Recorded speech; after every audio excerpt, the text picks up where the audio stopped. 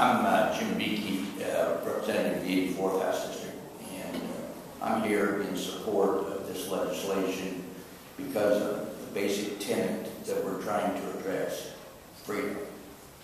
From 1776, the Declaration, to 1787 for the Constitution of this country, we are a free republic.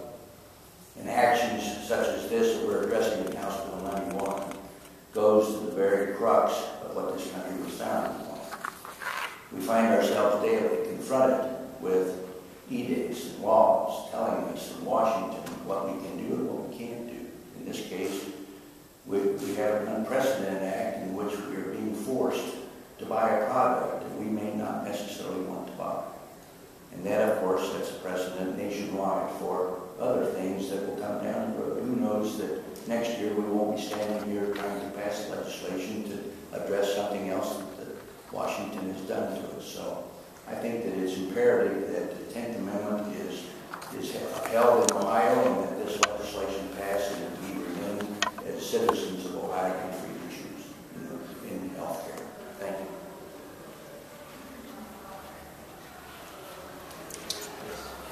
Hello, I'm Ron Hood, State Representative for District in South Central and Southeast Ohio.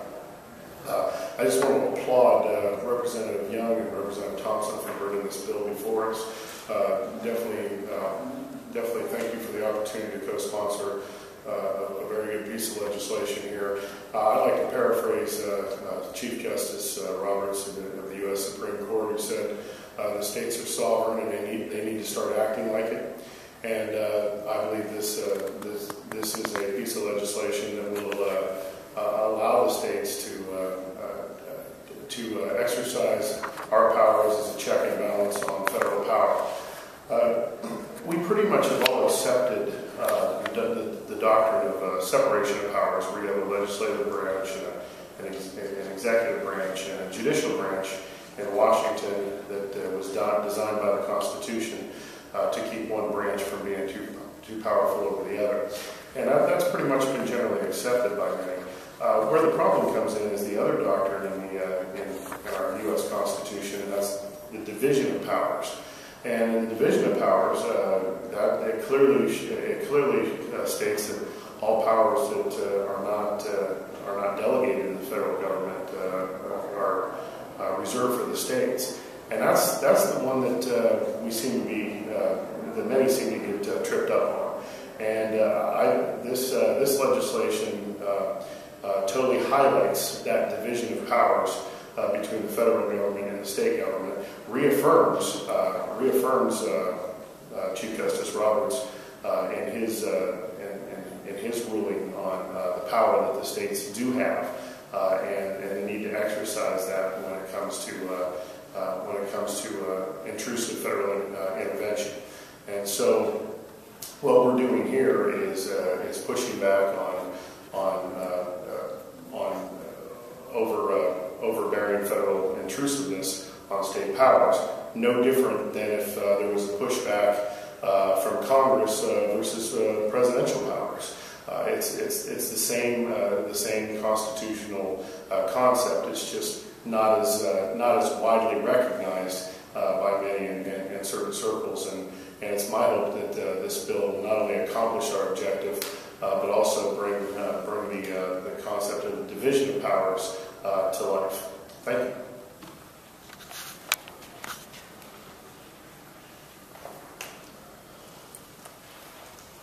Wes Rutherford from Hamilton, Ohio, Butler County, 51st District. I am happy to stand here and support this bill, and I applaud Representative Thompson and Young on their work on this bill. The fact is we as state representatives represent the people the most directly. And the people of Ohio have stated very clearly over and over again, they do not care for this law. They do not want this power grab by the federal government. And for us to be able to stand up and say we represent the people, we have to be able to take a stand.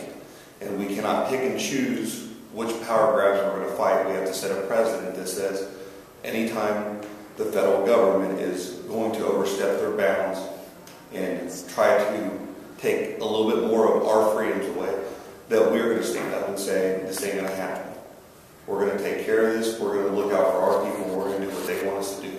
We're going to represent them and make sure that our freedoms are protected. That's our sole job here. And that's why I'm very happy to stand up here today and support this bill. Thank you. Thank you. Thank you. My name is Matt Huffman. I'm a state representative from the 4th District.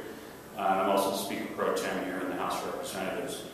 I am very happy to see the work that's been done by Representative Young and Thompson. Our founding documents are really a mastery of politics, but really of understanding why people do what they do. The founders understood that if people were in a position to simply tell other people what to do, one group or small group of people, that would necessarily lead to tyranny.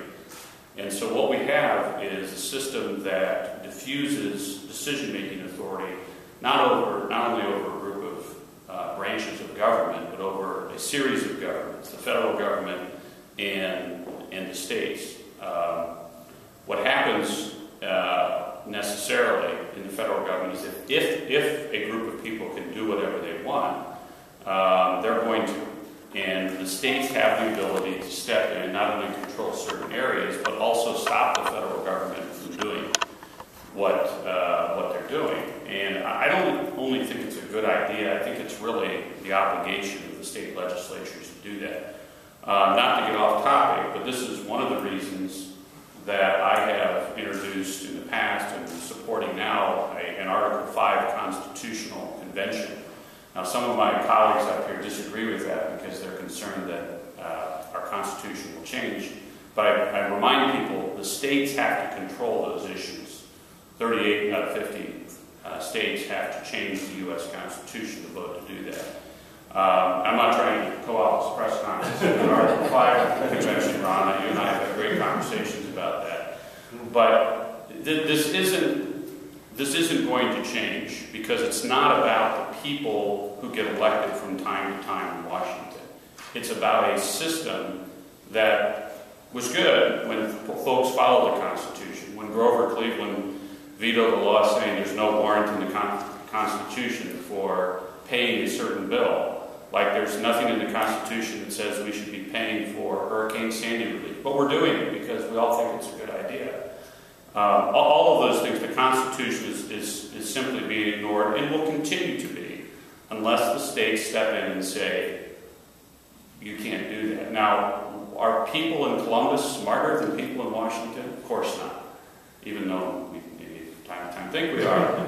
But the point is, if we do a bad job in Ohio, running our government, if we spend money on things that we can't afford or raise our taxes too much, people will leave. And we've seen that. They'll go to Florida, they'll go to Indiana, they'll go to Texas, whatever. There's millions of people literally leaving California because of the poor job that government does. And so when you have 50 competing governments, people have choices. And when people have choices, like in the free marketplace, the price goes down and the value of the product goes up. So the states need to control the federal government. It can't be the other way around. And this bill is one in what should be a long series of attempts for the states to control what's going on in Washington. Again, it's not like those folks aren't smart or they're corrupt or anything. That's not what it's about. This will never work, what's happening with the federal government right now. That's why it should be a limited power type government, and that's how it's designed. So we need to be proactive in limiting that, and that's why this bill is a good idea. So I thank you for